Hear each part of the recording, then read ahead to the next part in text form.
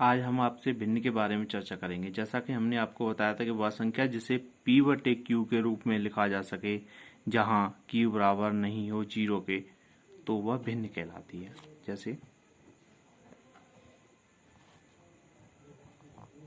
4/5, 7/9, 8/11, 17/21 इत्यादि। अब हम जैसा कि हमसे अगर कोई पूछता है कि भिन्नों दी गई भिन्नों में से कौन सी भिन्न तथा छोटी तथा कौन सी भिन्न बड़ी है, यानी हमें कुछ भिन्न दी जाएंगी और उनमें से पूछा जाएगा कि कौन सी भिन्न छोटी तथा कौन सी भिन्न बड़ी है। तो इस प्रकार के क्वेश्चनों में दो कंडीशनें उत्पन्न होती हैं। नंबर 1, जब भिन्नों के हर एक समान हो।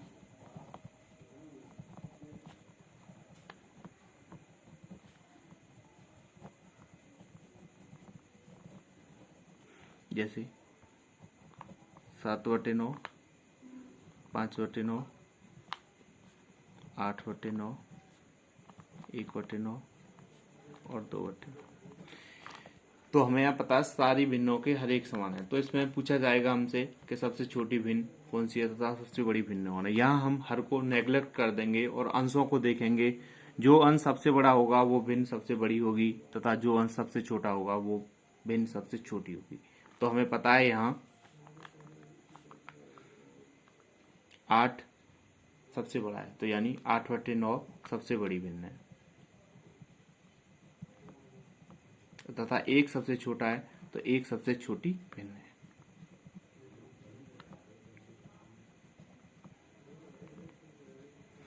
दूसरी स्थिति आती है जब भिन्नों के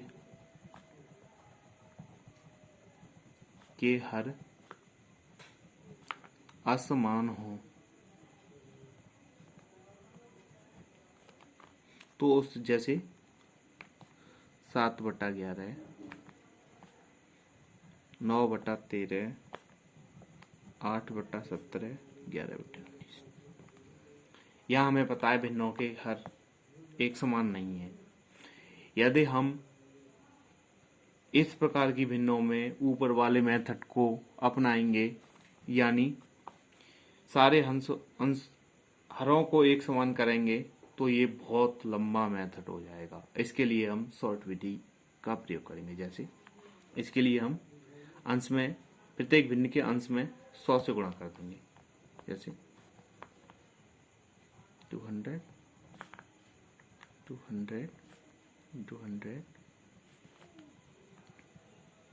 अब इन्हें बारी बारी से जिस भिन्न का जितना हर है उससे भाग दे देंगे। तो भाग देने से हमें क्या मिलेगा?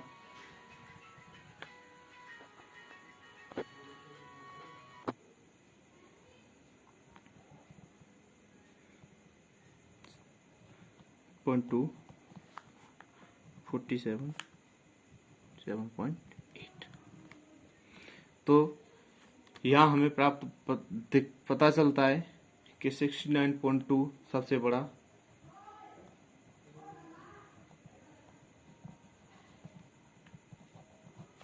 तथा 47 सबसे छोटा है।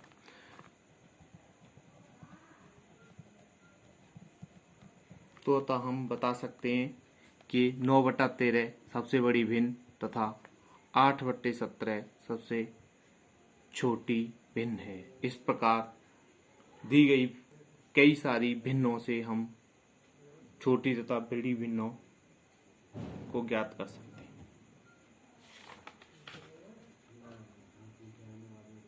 चलिए एक उदाहरण और देखते हैं।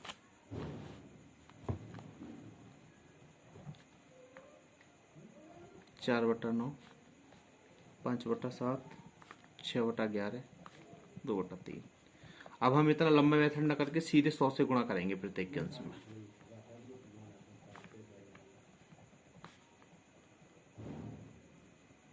तो हमें यहाँ मिलेगा 44.4, 71.4, 54.5, 66.6। ये सबसे बड़ा। तो 5/7 सबसे बड़ी भिन्न और 44.4 सबसे छोटी, तो 4/9 सबसे छोटी भिन्न। चलिए आगे देखते हैं।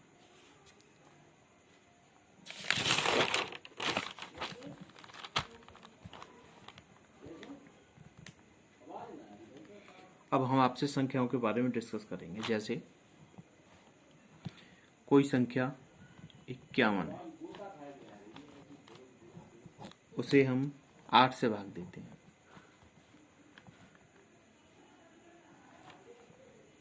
तो 6 बार भाग जाएगा, शेषफल बचेगा 3। यानी ये हमारा भाज्य संख्या है, हमारी संख्या या जिससे भाग देंगे वो भाजक, और जितनी बार भाग जाएगा वो हमारा भागफल होगा, और जो हमारा शेष बचता है वो शेषफल। यानी हम कह सकते हैं संख्या किसके बराबर होगी, यानी 51। 8 से भाग दिया, कितनी बार भाग गया, 6 बार, शेषफल कितना बचा, 3। यानी संख्या को हम भाज्य के नाम से भी जानते हैं, या भाज्य। तो संख्या बराबर क्या हुई, भाजक गुणा भागफल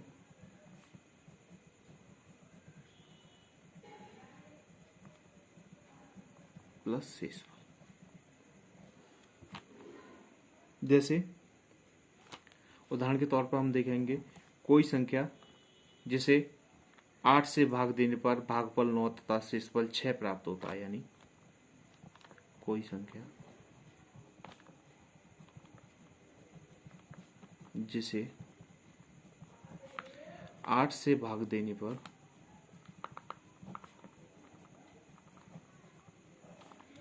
भागफल 9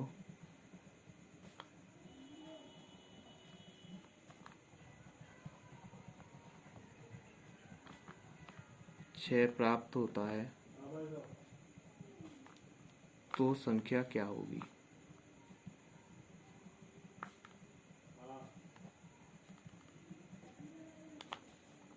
तो मैंने आपको बताया था संख्या क्या होती है, भाजक गुणा भागफल प्लस शेषफल। भाजक होता है जिससे भाग देते हैं 8, भागफल कितनी बार, जितनी बार भाग जाता है 9 + 6, संख्या 78। और अगला उदाहरण देखते हैं। जैसे कोई संख्या 17, 17 से भाग देने पर हमें भागफल 8 तथा शेषफल 10 प्राप्त होता है, तो वो संख्या होगी 17 × 8 + 10 = 17 × 136 और 10 146। इसी प्रकार आगे इस तरह के प्रश्नों को हम आसानी से सॉल्व कर सकते हैं। और चलिए हम नेक्स्ट टाइप के क्वेश्चन को देखते हैं। जैसे किसी संख्या को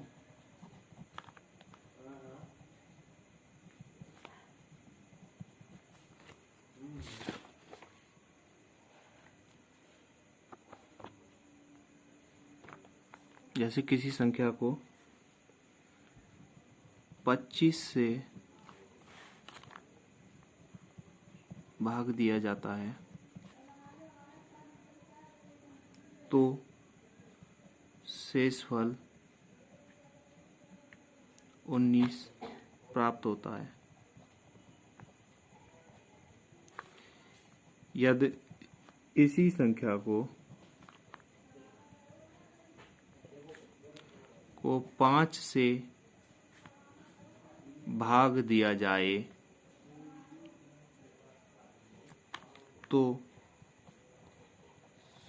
शेषफल क्या प्राप्त होगा। इसके लिए हम पहले बेसिक मेथड को समझते हैं। जैसे मैंने आपको बताया था संख्या क्या होती है, भाजक गुणा भागफल प्लस शेषफल। अब हमें पता है 25 से भाग देते हैं, हमें पता नहीं कितनी बार भाग जाता है, हमने मान लिया 4x टाइम्स भाग जाता है, और शेषफल क्या प्राप्त हो रहा है हमें 19। तो हमें संख्या प्राप्त हो गई 25x + 19। अब इस संख्या को हम 5 से भाग देंगे, तो 25x, ये तो 25 गुणा में तो 5 से पूर्णतः विभाजित होगा, ठीक है। तो ये तो पूर्ण विभाजित हो गया, कुछ भी शेषफल नहीं बचेगा।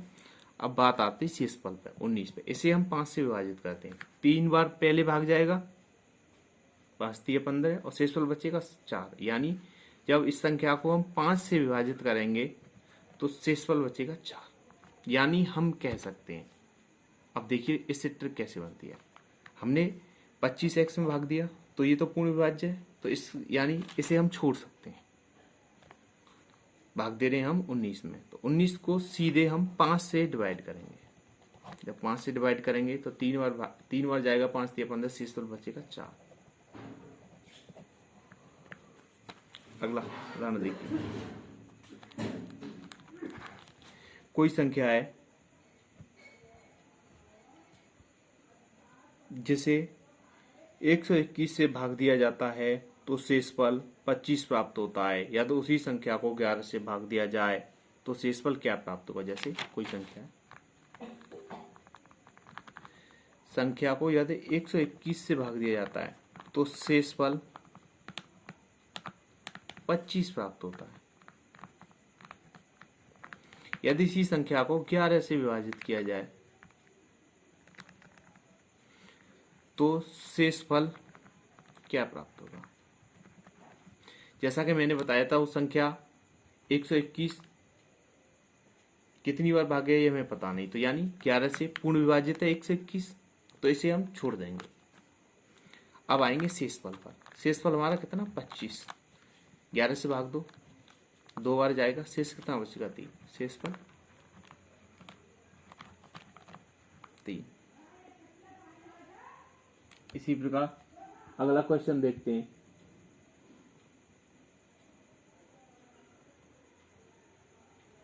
किसी संख्या को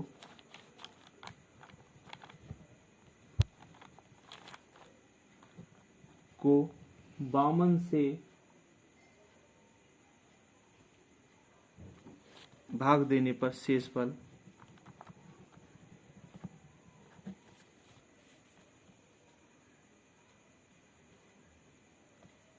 21 प्राप्त होता है। यदि उसी संख्या को 13 से भाग दिया जाए तो शेषफल क्या होगा। देखिए हमें पता है यहाँ 13 52 से पूर्ण विभाजित, तो इसलिए 52 को छोड़ देंगे। तो 13 को सीधे 21 में भाग देंगे, 21/13। तो कितनी बार जाएगा, एक बार। कितना बचेगा शेष 8, तो शेषफल बचेगा 8। इस प्रकार के क्वेश्चनों को बड़ी आसानी से सॉल्व कर सकते हैं।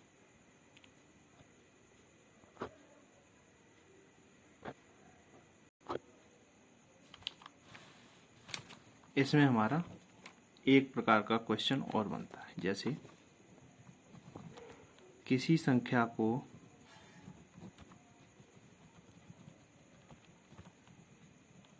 को 5 से भाग देने पर शेष फल 3 प्राप्त होता है। यदि उसी संख्या के वर्ग को, यानी संख्या के वर्ग को हम 5 से भाग दें तो शेषफल क्या प्राप्त होगा। इस स्थिति में हम क्या करेंगे, पहली वाली संख्या में भाग देने पर शेषफल जो बचता है उसका वर्ग कर देंगे। जैसे 3 का वर्ग 9। अब इसको 5 से भाग देंगे, 9 को हम 5 से भाग देंगे तो शेषफल क्या बचेगा 4, जो हमारा आंसर होगा।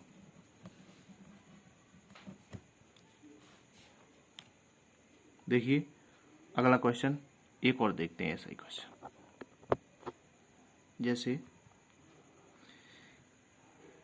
किसी संख्या को 7 से भाग देने पर शेषफल बचता है 5।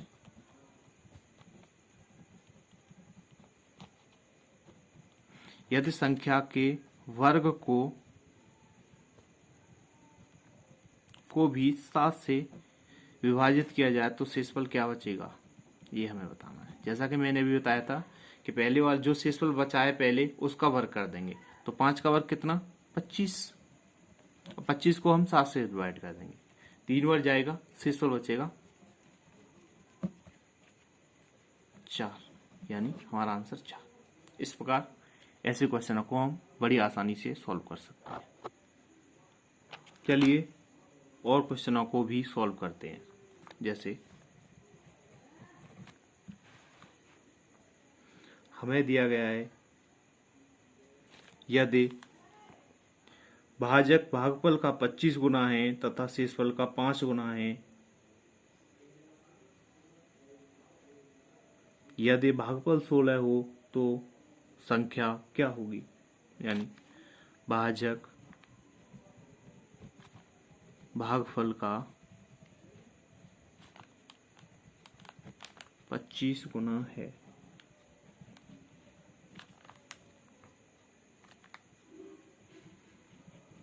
और शेषफल का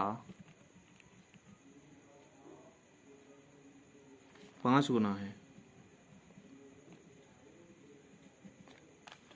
यदि भागफल 16 है तो भाज्य क्या है। भाज्य को हम संख्या भी कहते हैं, या संख्या या भाज्य अगर आपसे कोई पूछे तो वो एक ही चीज है। यहाँ जैसा दिया गया है कि भाजक भागफल का 25 गुना है और शेषफल का 5 गुना है, यदि भागफल 16 है तो भाज्य क्या है। यह हमें बताया गया है कि भाजक भागफल का 25 गुना है और हमें भागफल दिया हुआ 16, तो हमारा भाजक क्या होगा,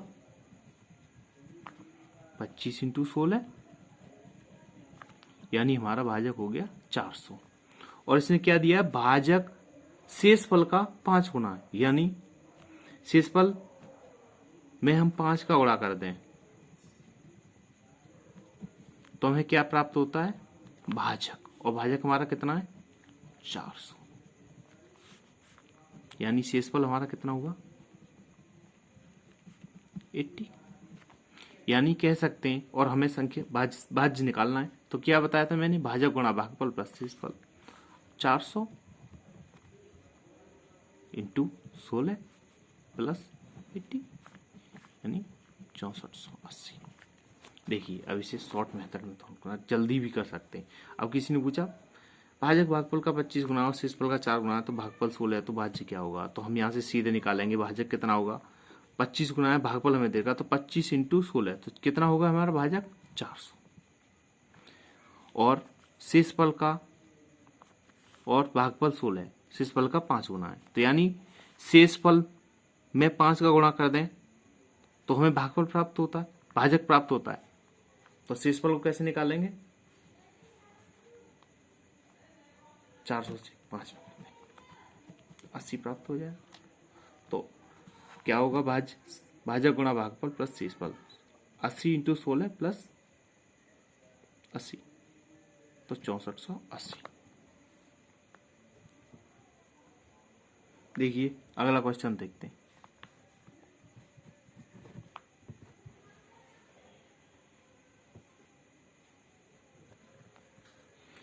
यदि भाजक भागफल का 4 गुना है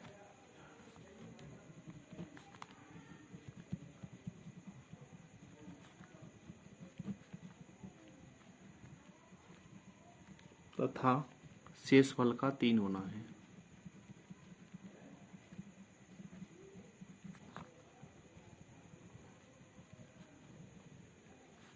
यदि शेषफल 4 है